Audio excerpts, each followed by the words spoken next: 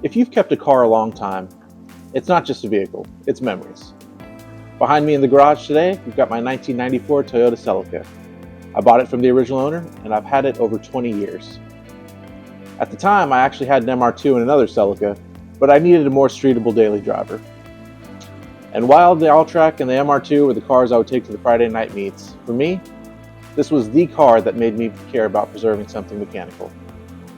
Road trips, late nights working on cars with friends, long drives with my wife when we were still dating, they all happened in this car. It's even the car we drove off in when we got married. And I would tell my friends, even after I sold the MR2 and the All-Track, that I would let this car rot in a field before I ever sold it.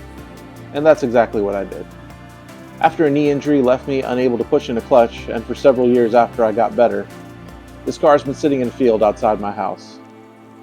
Neglected, paint faded by the Texas sun, and now rust creeping in, every time I walk by it, I feel a pull, part guilt, part nostalgia. But recently, I've been seeing videos of other people restoring their Celicas, and it inspired me.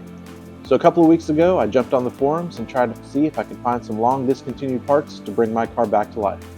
And that's when something interesting happened. I started getting offers for parts off my Celica, and it turns out it may be worth more in parts than it is as a whole. The thing is, I know what it would take to bring it back. Time, money, and a lot of work. And I've got other priorities now.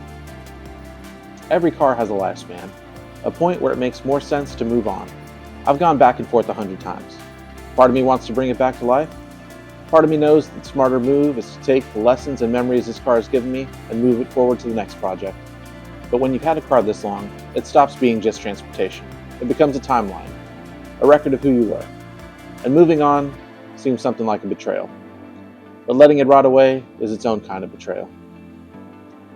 So after all that reflection, what I've decided is this isn't really even about the Celica. It's about deciding that it's okay to move on. And for me, knowing that it's okay to hold on just a little bit longer.